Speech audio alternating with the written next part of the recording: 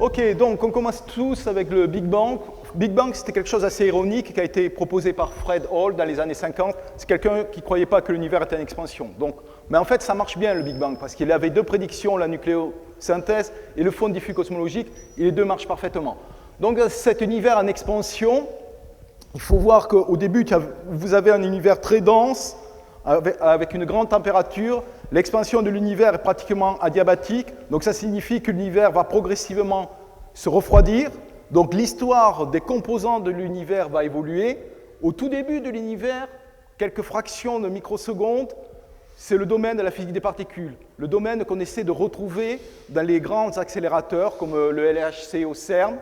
À ce moment-là, toutes les interactions étaient unifiées, c'est-à-dire les trois interactions de la physique particules, l'interaction faible, l'interaction forte et l'interaction électromagnétique.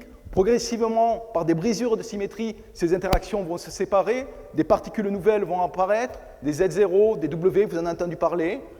Et ensuite, progressivement, l'univers continue à se refroidir. Ça signifie que les quarks qui étaient dans cette soupe vont pouvoir s'associer entre eux pour former des protons, des nucléons. L'univers, à ce moment-là, va avoir quelques réactions thermonucléaires. Et au bout de à peu près 3 minutes, tout est fait au niveau de la physique des particules et de la physique nucléaire. On est dans le domaine de la nucléosynthèse, c'est-à-dire qu'on sait en gros le nombre de protons, de nucléons, on sait en gros le nombre d'hélium 3 ou d'hélium 4, et il y a quelques traces de lithium. Une autre évolution importante, c'est que quand même on continue à être dans ce plasma qui est fait de protons et d'électrons, et de photons. Les photons sont prisonniers au sein de ce plasma, ils ne peuvent pas s'échapper de ce plasma.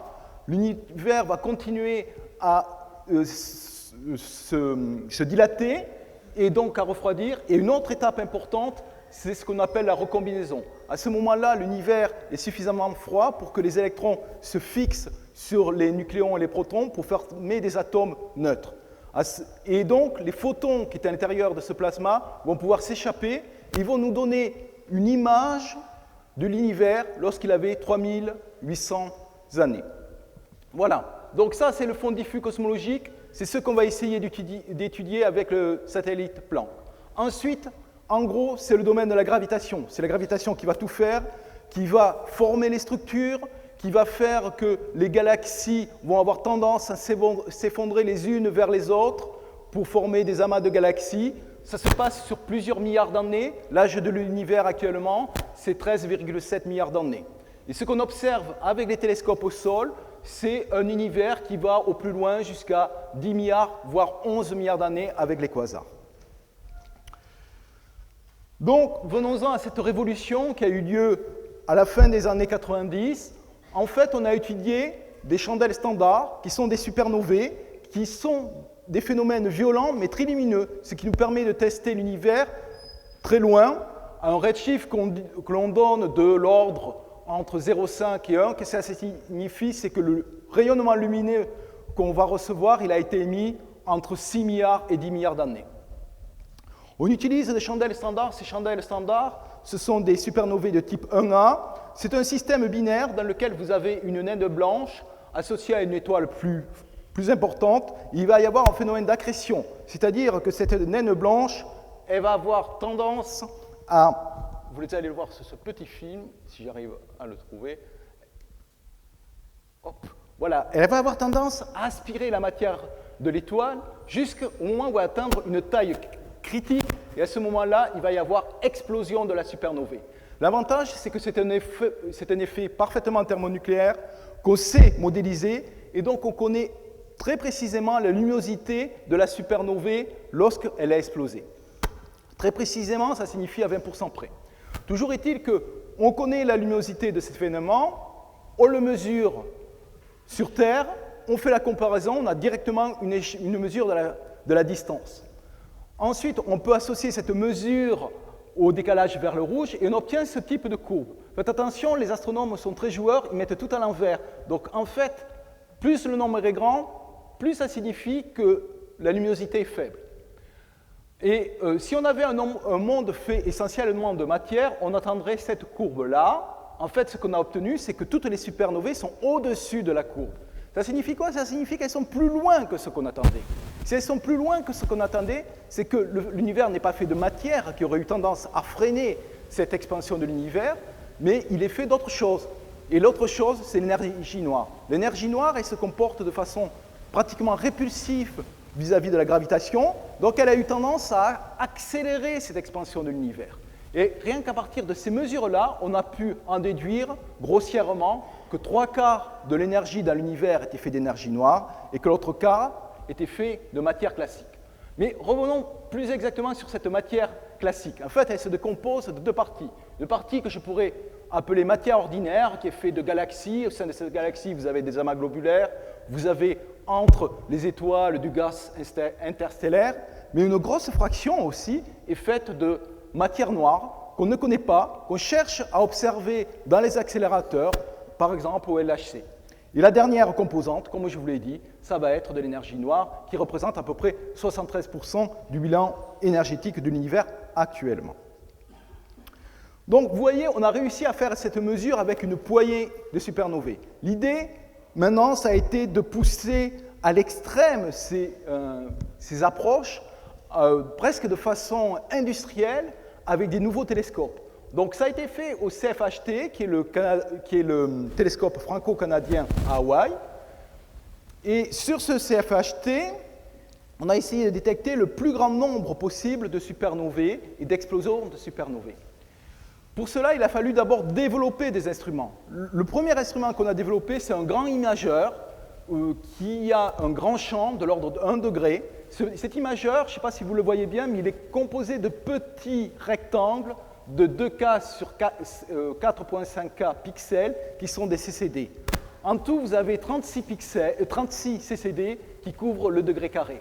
C'est grâce à cette caméra qui a été développée par le CEA qu'on a pu faire ce survey systématique de certaines régions du ciel, en fait 4 régions de 1 degré carré dans le ciel. Les observations ont été effectuées auprès du télescope de 3,6 mètres au CFHT à Hawaï. Et la stratégie faisait qu'on attendait autour de 400 supernovae sur une observation qui a duré pendant 5 ans, pas de façon systématique comme vous allez le voir. Alors, cette détection et cette analyse se fait en 2 temps. La première étape, c'est vous avez une galaxie. Dans cette galaxie, vous espérez voir une explosion. Donc, une explosion, ça signifie que vous allez avoir la luminosité de la galaxie qui va augmenter violemment. C'est ce que vous voyez là. Pour une fois, la magnitude est à l'envers, donc le nombre est plus petit, mais ça signifie que la luminosité est plus grande.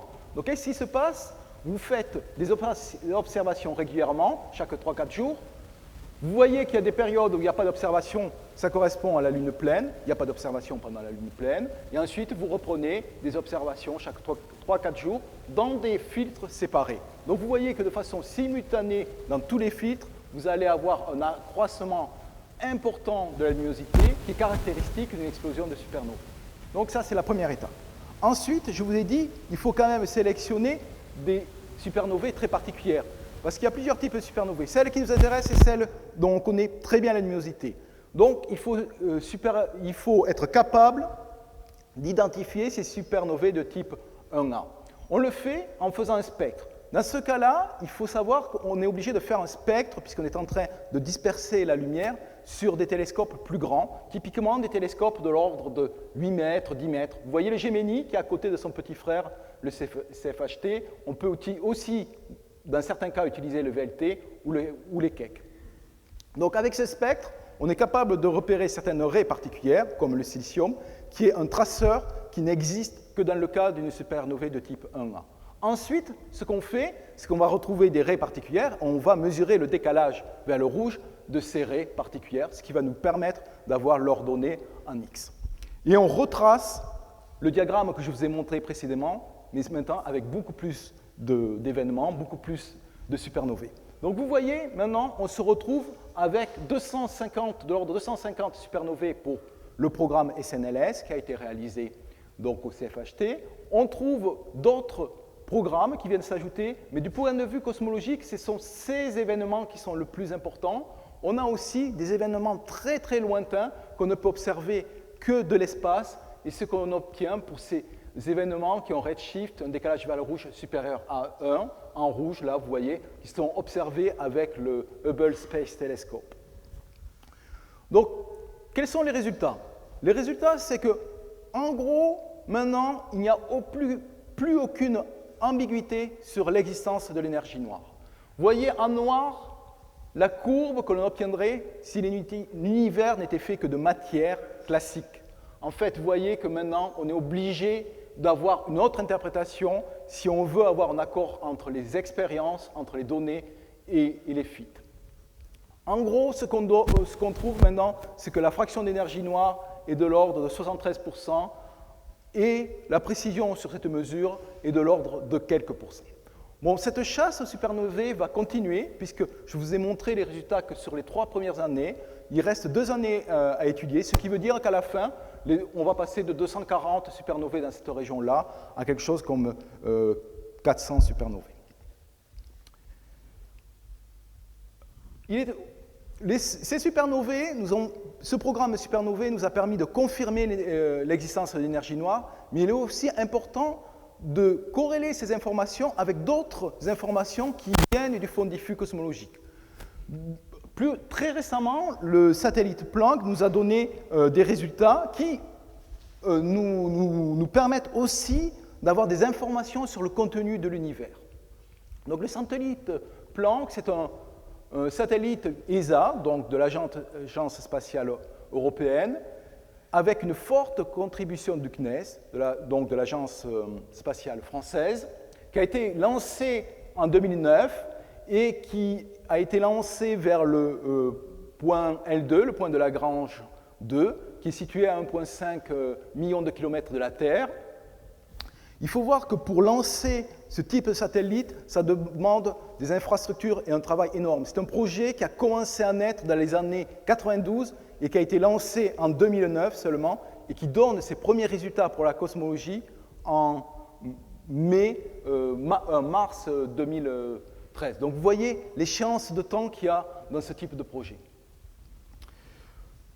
Je vais vous montrer une petite animation sur ce satellite. Si ça veut bien partir. Donc, dans ce satellite, vous avez un miroir primaire, un miroir secondaire, et ce que vous voyez en jaune, ce sont des cornets, et à ces cornets sont associés des bolomètres qui sont refroidis à 0,1 Kelvin. Pourquoi? Parce qu'on veut mesurer le fond diffus cosmologique, mais surtout ce qu'on veut mesurer, c'est les fluctuations dans ce fond diffus cosmologique. Et on veut être capable de les mesurer de l'ordre 10 puissance moins 5. On veut mesurer quelque chose de l'ordre de 10-5. Ces fluctuations dont je parlais sont vraiment les graines des galaxies dans lesquelles on vit maintenant. Vous voyez les différents scans effectués par le télescope. Vous voyez, c'est un coordonné équatorial. Maintenant, on le tourne en coordonnées galactiques. La barre, c'est la Voie lactée que vous voyez au milieu, la nuit au milieu du ciel. Maintenant, en coordonnées galactiques, elle est là. Et ici, vous voyez le type d'information qu'on va obtenir avec Planck. Bon, en fait, quand on regarde cette image, on se dit comment on arrive à sortir des informations. Ça ne semble pas simple. Comme je vous ai montré précédemment, il y avait des petits cornets. Chaque cornet était associé à un bolomètre et ajusté pour une certaine fréquence. Ce qu'on mesure, ce n'est pas une seule observation à une fréquence donnée, mais c'est une observation à plusieurs fréquences, qui vont aller de 30 GHz jusqu'à 850 GHz. Il faut savoir que le fond diffus cosmologique, qui correspond à une distribution de corps noirs, pique à 2,7 Kelvin, c'est-à-dire autour de 160 GHz. Donc à peu près là, lorsque je passe les différentes cartes qui augmentent progressivement en fréquence. Donc avec ces différentes cartes, on va être capable de décomposer en composantes. Par exemple, on va être capable de déterminer où sont les poussières galactiques à haute fréquence. On va pouvoir déterminer les sources, on va pouvoir déterminer le bruit expérimental. Et à la fin, ce qu'on produit, c'est quelque chose de tout simple qui est là, c'est cette image-là. Donc dans cette image-là, vous voyez les fluctuations qui sont de l'ordre très petites, et chaque fluctuation correspond à ce qui va donner naissance plus tard à des galaxies, des amas de galaxies. Alors, qu'est-ce qu'on en fait de cette carte? En fait, dans cette carte, on va essayer de tirer les corrélations entre les différents points en faisant une description en polynôme de Legendre. Donc, on va raisonner en multipôle, qui va être le long de l'axe X. En fait, ce n'est pas très compliqué. Les multipôles sont inversement proportionnels à une distance angulaire. Et on va faire, pour différentes résolutions, on va essayer de faire ces corrélations. Vous avez ici une petite illustration. Donc là, on est en train de travailler à une résolution très grande, de l'ordre de dizaines de degrés. On ne voit pas grand-chose. Et ça correspond à cette zone du spectre de puissance. Je vais lancer l'animation. Et à ce moment-là, vous allez voir, on fait bouger, on descend à plus petite résolution et on va pouvoir voir les différentes pics qui correspondent à des ondes acoustiques qui se sont propagées au sein du plasma qui était fait d'électrons et de neutrons. Qu'est-ce qu'on en tire comme information de ce spectre de puissance? Tout d'abord, la position du premier pic nous informe sur la courbe de l'univers et nous informe aussi sur le contenu en énergie noire de l'univers. L'amplitude nous renseigne sur le contenu en matière baryonique. C'est la matière classique mais ordinaire, celle qui fait les étoiles. Et ensuite, le rapport entre le troisième pic et le premier pic va nous donner une information sur le rapport entre la matière noire et la matière baryonique. C'est un peu plus compliqué que ça, mais en gros, on a un modèle et on va pouvoir en déterminer les différents constituants de l'univers. On détermine les différents constituants de l'univers lorsque l'univers avait un âge de 380 000 ans. C'est-à-dire qu'à ce moment-là, l'univers il était fait essentiellement de matière noire, d'atomes, de radiation, c'est-à-dire des photons, et d'une autre chose qu'on pense être des particules légères relativistes. Le meilleur candidat, c'est bien sûr des neutrinos. Maintenant, il faut revenir à partir de cette image qui correspond à l'univers quand il avait 380 000 ans à l'univers tel qu'il est maintenant. En fait, pour revenir à l'univers tel qu'il est fait maintenant, c'est très simple. On a juste à utiliser l'équation d'Einstein, moyennant quelques hypothèses, mais très simples, de dire que l'univers est isotrope et homogène. Ça s'appelle l'équation de Friedmann-Robertson-Walker. Et à ce moment-là, on arrive à cette distribution en énergie noire, en matière noire invisible et en atomes. Je peux même vous montrer comment ça évolue. Donc là, on est parti, progressivement, on va avoir le bleu qui apparaît. Le bleu apparaît à peu près à un âge de 5-7 milliards d'années. Et puis là, on a continué jusqu'à 40 milliards d'années. On voit que si on va jusqu'à 40 milliards d'années, à ce moment-là, il ne reste plus que de l'énergie noire. Donc, là, on est passé à travers un modèle. Peut-être la meilleure façon, c'est d'aller étudier l'énergie noire qui est tout proche de nous, puisque vous avez compris qu'actuellement, on baigne essentiellement dans l'énergie noire. Donc, il y a une autre méthode qui a été proposée. Cette méthode, c'est les oscillations baryoniques acoustiques. Cette méthode a été développée à partir d'un tout petit télescope, 2,50 m. Je vous assure, c'est ridicule par rapport aux autres télescopes dont on a parlé. C'est des télescopes de 4 mètres ou de 8 mètres. Et le site, ce n'est pas un site extraordinaire. C'est un site qui est au Nouveau-Mexique, mais c'est un télescope qui a été dédié pour l'étude de l'énergie noire et pour l'étude des oscillations baryoniques acoustiques. Alors, qu'est-ce que sont ces oscillations acoustiques? Donc, comme je vous ai dit au début, vous avez ce plasma fait de baryons, d'électrons et de photons. À l'intérieur, il y a des ondes acoustiques qui se propagent. Ces ondes acoustiques, elles se propagent jusqu'au moment de la recombinaison. On connaît parfaitement la vitesse de propagation, c'est C sur racine 3. On sait l'instant où elles vont arrêter de se propager. Donc, on sait en gros la distance qu'elles ont parcourue. Cette distance, c'est de l'ordre de 150 mégaparsecs. C'est 105 mégaparsecs H-1 dans les unités à nous. Mais donc, on va pouvoir essayer de retrouver cette distance caractéristique qu'il y avait au sein du plasma primordial dans la distribution des galaxies.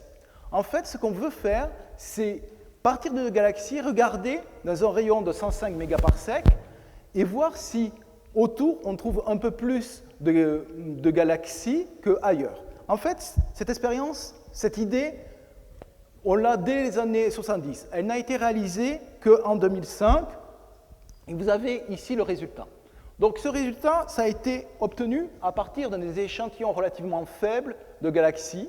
Il y avait 50 000 galaxies rouges à un redshift moyenne de 0,35, ça signifie une lumière qui a été émise il y a 4 milliards d'années par rapport à nous.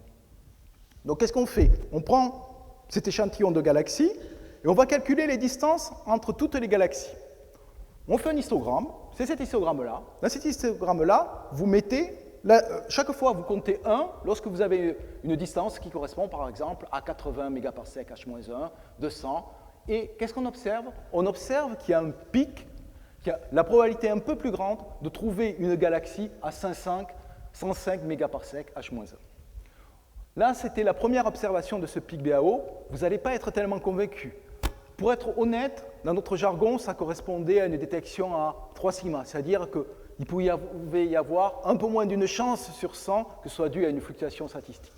Mais toujours est-il qu'on va utiliser cette méthode maintenant comme règle standard. C'est-à-dire que vous avez défini une règle standard qui est 105 mégaparsec et vous allez le mesurer dans l'univers pour différentes tranches d'univers. Alors, vous êtes là, vous, observateur, et vous allez prendre une tranche d'univers, et pour cette tranche d'univers, vous allez faire cet histogramme. Et vous allez trouver la position de ce pic. Et vous allez mesurer la valeur. Et vous allez voir si c'est 105, 106, 110 ou 100 que vous mesurez. Et en fait, si vous mesurez 110, par exemple, ça veut dire qu'il y a quelque chose entre vous, observateur, et l'endroit où vous avez fait la mesure qui a modifié votre mesure.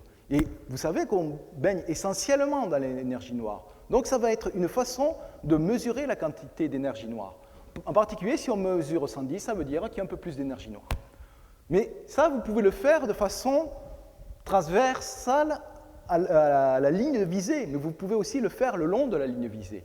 Et si vous faites le long de la ligne visée, à ce moment-là, vous allez mesurer directement le paramètre qui vous permet de passer d'un redshift à une distance, c'est-à-dire le paramètre de Hubble, mais à une certaine valeur de Z, à un certain décalage vers le rouge. Donc là, on va être capable de tester cette règle standard dans les deux directions, le long de la ligne visée et transversalement à la ligne de visée.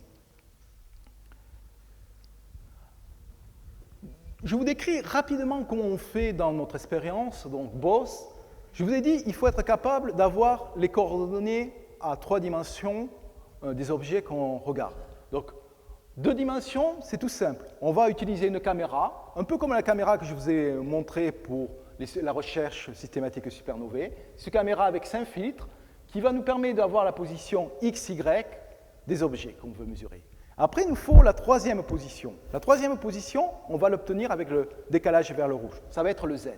Pour ça, il suffit de faire le spectre et de déterminer des raies et d'observer le décalage de ces raies. Dans notre projet, BOSS, c'est une autre échelle. On ne va pas regarder 50 000 galaxies. Maintenant, le but, c'est d'observer 1,5 million de galaxies rouges et aussi d'utiliser d'autres traceurs de la matière, qui sont des quasars. Les quasars, ce sont des objets, des galaxies qui, au sein de ces galaxies, on pense, il y a un grand trou noir supermassique, ce qui fait qu'il va y avoir une accrétion de la matière. Il y a un jet qui est orthogonal à ce disque d'accrétion et qui produit de la lumière. Ça nous permet de voir des objets très lointains et de pouvoir les voir en optique. Ce sont vraiment des phares, ces quasars.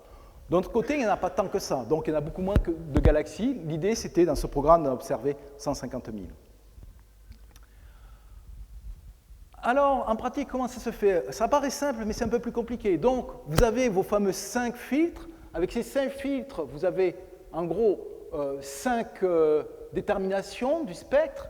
Vous allez pouvoir être capable de déterminer les objets qui vous intéressent. Parce que typiquement, par degré carré, vous avez 10, 15 000 objets. Et vous ne pouvez pas faire un spectre de tous les objets. Donc, il vous faut les sélectionner. Donc, vous allez les sélectionner sur la base de l'information que vous avez pour les différents filtres U, GR, IZ.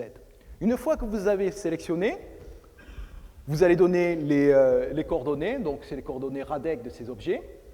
Et ensuite, on va prendre une grande plaque, qui a à peu près ce diamètre, on va faire des trous dans cette plaque.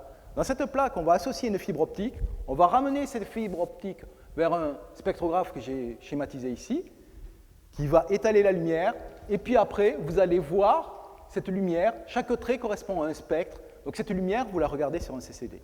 Et ensuite, vous allez chercher sur chaque spectre des raies pour identifier le décalage vers le rouge.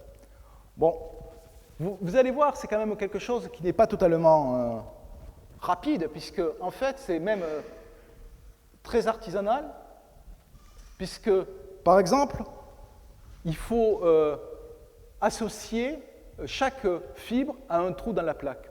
L'idée, c'est typiquement qu'on fait 5 à 9 plaques par nuit. Donc vous vous rendez compte du travail qu'il faut faire. Bon, il y a des opérateurs qui sont prévus pour faire ça. Mais ça signifie que dans le futur, on prévoit des expériences dans lesquelles on va avoir entre 5 et 10 000 spectres obtenus simultanément. Ça ne sera plus possible. Donc il y aura des petits robots qui vont positionner chaque fibre pour éviter ce travail qui est relativement long.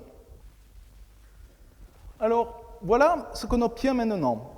Vous avez, en fait, c'est pour, je vous ai dit, on va avoir de l'ordre de 1,5 million de galaxies. Tout à l'heure, le pic BAO, il était assez discutable. Maintenant, vous voyez, il n'y a plus aucun doute, il existe.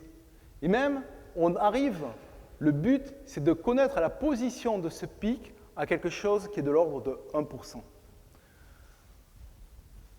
Ça correspond à des galaxies qui ont émis leur lumière il y a environ 5 milliards d'années. Et je peux dire que s'il y avait des gens qui étaient dubitatifs, qui se disaient « Ah, la BAO, donc les oscillations baryoniques acoustiques, ah, c'est pas sûr que ça marche », une fois qu'ils ont vu ce pic-là, il n'y a plus aucun doute. Pour la génération qui vient, c'est-à-dire pour les 10 ans qui viennent, la méthode pour étudier l'énergie noire, c'est vraiment avec des oscillations baryoniques acoustiques. Mais ce qui est intéressant, c'est de voir la cohérence que l'on a dans notre connaissance de la cosmologie. Donc en fait, on peut comparer ce résultat qu'on obtient, c'est-à-dire la position du pic, avec ce que nous prédisait Planck, qui lui fait une photo de l'univers lorsque l'univers a 380 000 ans. Là, on est en train de faire une photo, entre guillemets, de l'univers lorsqu'il a 10, 11 milliards d'années. Vous voyez en gris la prédiction de Planck, et vous voyez le résultat obtenu par notre expérience BOSS, qui est parfaitement en accord.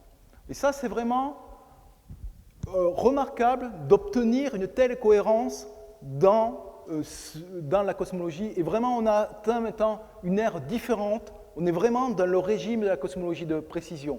Maintenant, on est en train de mesurer la position de ce pic à quelque chose de l'ordre d'1%. Je vous ai dit, il y a une autre méthode pour étudier l'énergie noire, c'est d'aller encore plus loin. C'est d'aller à un redshift, un décalage vers le rouge, de l'ordre de 2,3.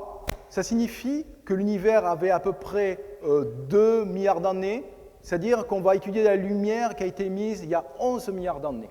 Cette lumière, elle est émise par des quasars. Ce sont des objets donc un peu spéciaux, mais très lumineux. On pense, comme je vous l'ai dit, qu'il y a un trou noir massif à l'intérieur, ce qui explique pourquoi ils sont aussi lumineux. Vous voyez, ces trous noirs, ces quasars, ils vont émettre de la lumière. On va considérer ça comme un phare, et on va regarder dans le spectre de ces quasars l'absorption de matière. C'est-à-dire, lorsque la lumière va traverser des nuages d'hydrogène, on va voir des spectres, des trous dans notre spectre qui correspondent à de l'absorption. Alors, si j'arrive à le lancer. Hop là. Voilà. Donc, vous voyez, chaque fois qu'on traverse un nuage, hop, on voit un spectre, dans le spectre, une raie d'absorption Lyman alpha. Donc, ce sont des nuages, c'est régulièrement des raies. Et là, on traverse carrément une galaxie. Vous avez un trou, et ainsi de suite. Donc, chaque fois qu'on va traverser un nuage d'hydrogène, on va pouvoir le tracer par l'absorption dans le spectre. Donc là, c'est assez intéressant parce que maintenant, vous avez plusieurs quasars et vous pouvez tracer la matière en utilisant chaque raie individuelle. Chaque raie individuelle, elle vous a dit qu'il y avait de la matière, qu'il y avait de l'hydrogène, typiquement. Donc vous allez, au lieu de faire la corrélation entre les quasars, vous allez faire la corrélation entre la position de chaque raie. Donc avec quelques dizaines de quasars par degré carré, vous allez avoir quelque chose de très performant parce que vous allez utiliser toute l'information le long du spectre. Cette technique nous a permis d'observer aussi la BAO à un redshift de l'ordre de 2.3 et nous a permis de mesurer le paramètre H, le paramètre Hubble, lorsque l'univers avait 11 milliards d'années. Ici, vous avez les différentes mesures de ce paramètre de Hubble en fonction de l'âge de l'univers. Donc là, c'est actuellement. Cette mesure, je vous ai dit, elle correspond à quand l'univers avait quelques milliards d'années, c'est-à-dire on remonte le temps de 11 milliards d'années. Et ce qui se passe, vous voyez, à ce moment-là, 11 milliards d'années, dans ce camembert, en rouge correspond la matière noire, en jaune, vous avez la matière classique, et en bleu, l'énergie noire. Donc on est totalement dominé par la matière classique, qui suit les lois de la gravitation. Donc à ce moment-là, l'expansion de l'univers est freinée et décélérée. Donc vous êtes dans une phase de décélération. Puis après, vous avez des mesures réalisées par Bose, c'est-à-dire il y a de 3 à 6 milliards d'années par rapport à nous. Et là, on commence à rentrer dans un régime où l'énergie noire domine, en bleu pour dominer de plus en plus actuellement. Et à ce moment-là, on voit qu'il y a une accélération de l'expansion de l'univers.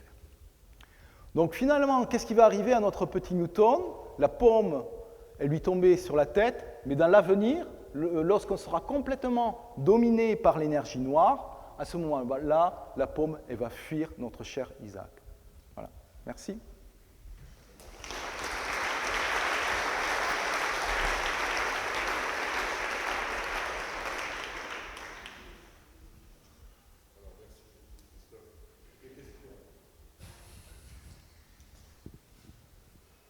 Oui.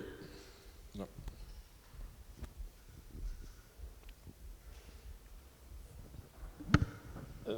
À ce jour, on n'a pas établi de relation entre les ondes électromagnétiques et les ondes gravitationnelles. Si c'était établi un jour, est-ce que cela pourrait infléchir les raisonnements qui ont été conduits jusqu'à maintenant? On pourrait imaginer de faire un raisonnement en marche arrière pour voir ce qui se passe. D'accord. Donc en fait, vous êtes en train de me poser une question sur comment est l'univers finalement... hop, je suis en train d'essayer de remonter. Voilà. Donc comme je vous l'ai expliqué, pour l'instant, à partir de quelques fractions de secondes, on a séparé les 3 interactions. Mais avant, on pourrait se questionner, poser la question, est-ce qu'on peut avoir bien avant une description qui permet d'unifier toutes les interactions fortes, faibles, électromagnétiques et de gravitation. Bon, pour l'instant, ça n'existe pas, cette théorie. Hein. Mais de toute façon, si ça existait, ça aurait joué au tout début de l'univers. Hein. Ce qu'il faut voir, c'est que maintenant, ce qu'on voit, c'est finalement la gravitation de façon la plus simple possible, la plus générale possible. On arrive par exemple à faire des simulations sur ordinateur où on reproduit la distribution des structures. C'est des simulations qu'on appelle N-core, donc avec un corps, ce sont des particules sur lesquelles on met la loi de la gravitation. La loi de la gravitation qu'on met, elle n'est pas très loin de la loi de gravitation de Newton. Donc si on avait un tel effet que vous nous proposez, il aurait certainement joué au tout début de l'univers. Il ne va pas jouer maintenant. Maintenant, c'est quelque chose de presque classique, la gravitation qu'on voit. Et ce qui est d'extraordinaire, c'est que la gravitation qu'on voit, elle régit la formation des structures à grande échelle, mais c'est aussi cette loi de la gravitation qui explique comment fonctionne un trou noir, par exemple. Et donc, il y a quelque chose d'assez magique dans cette gravitation, mais qu'on ne comprend pas. Hein. C'est un peu un monde à part, quand même, par rapport aux 3 autres interactions qu'on sait très bien interpréter. Alors, une autre question? Oui. Avec un collègue de Grenoble, on a réussi à établir un univers à 2 dimensions. Et de cet univers à 2 dimensions, on a pu remonter à 3. Et on a pu observer que les galaxies étaient, enfin pas toutes, mais certaines galaxies sont un passage d'un univers à l'autre. C'est-à-dire qu'on est dans un multivers. Multiverse, oui. Voilà. Et donc, qu'est-ce que vous en pensez? Alors, on va publier ça récemment. Hein. Pour les multivers, c'est quelque chose qui est intéressant en soi, qui a un peu une façon de botter en touche aussi, puisque finalement, on a quand même un problème là. On est dans des conditions très particulières. On parle énergie noire, on peut aussi parler constante cosmologique. On s'est retrouvé dans un univers qui est parfaitement tunés, en quelque sorte, parfaitement ajustés pour que la vie existe. C'est quelque chose qu'on peut comprendre, et alors on a quelque chose qu'on appelle le principe anthropique. C'est tout simplement, on comprend très bien le principe anthropique. On comprend que, par exemple, si on prend le système solaire, il faut que, pour que la vie existe, que la planète soit tellurique, qu'elle soit à une certaine distance d'un soleil. On sait qu'il y a des milliards et des milliards de soleils, donc on arrive à comprendre que la vie peut exister sur une planète qui répond aux bons critères finalement. Là, on est dans une situation un peu bizarre, c'est qu'on a des valeurs pour toutes les constantes qui sont très particulières. Alors soit on n'a rien compris depuis le début et il y a une explication, quelque chose qui va unifier toute notre connaissance des interactions et qui va nous expliquer pourquoi on a ces constantes si particulières, ou alors il y a une autre façon de botter en touche, c'est de dire que c'est multiverse. Il y a plusieurs univers qui ont été créés, et puis finalement on vit dans celui qui correspond exactement à ce qu'il faut pour que la vie existe, comme on est dans le bon système de planète, on est sur la bonne planète, dans le bon système solaire, pour que la vie ait pu exister sur la Terre. Donc cette idée de multiverse associée au principe anthropique est quelque chose d'assez séduisant. Moi, j'aimerais bien qu'on trouve la théorie qui nous permette d'expliquer tout et d'expliquer pourquoi on est dans des conditions si particulières. Voilà. Oui, à partir de ce que tu dis, est-ce que j'ai encore à conserver le principe de conservation de l'énergie? Et est-ce que, effectivement, au-delà de l'entropie de notre système, l'entropie a un sens dans tout cet ensemble? Oui, l'entropie a toujours un sens. Je veux dire qu'au cours de l'évolution de l'univers, l'entropie ne cesse de croître et on ne peut pas revenir en arrière, on ne peut pas revenir à l'instant initial. Ça, c'est clair, l'entropie a un sens. Elle ne cesse de croître, là, dans ce système-là. Il n'y a pas de problème. Hein. Pardon? Oui, parce que là, en gros, dans ces équations, on a une évolution en gros qui est adiabatique et ça nous permet d'écrire tout. Lorsque je vous ai dit, on a une image de l'univers, lorsqu'il avait 380 000 ans, on arrive à la distribution d'énergie noire, ainsi de suite. C'est à partir d'équations très simples. N'importe qui peut dériver ces équations et arriver à ce résultat-là. Et ces équations-là sont en gros dérivées d'un principe de conservation, d'évolution adiabatique. Ouais. Alors une dernière question, ensuite oui. Pourrions-nous connaître un peu plus la logique qui fait dire que les rapports entre le pic numéro 3 et le pic numéro 1 nous informent sur le rapport entre matière noire et matière baryonique, par exemple? Alors, je vais botter en touche. Demain, vous allez avoir un excellent exposé fait par François Boucher sur Planck et vous lui posez la question. Voilà. Il vous les expliquera. J'allais le dire, que demain de 19h à 20h, on aura aussi un exposé François Boucher sur Planck. Bon, voilà, une bonne question alors. Je crois que... Oui, une dernière pour... Oui.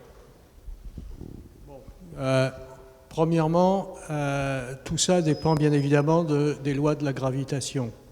On suppose que tout ça est valable à condition que la gravitation, on ne la touche pas. Si on changeait les lois de la gravitation, les choses seraient changées. Première chose, donc j'aimerais ton commentaire là-dessus.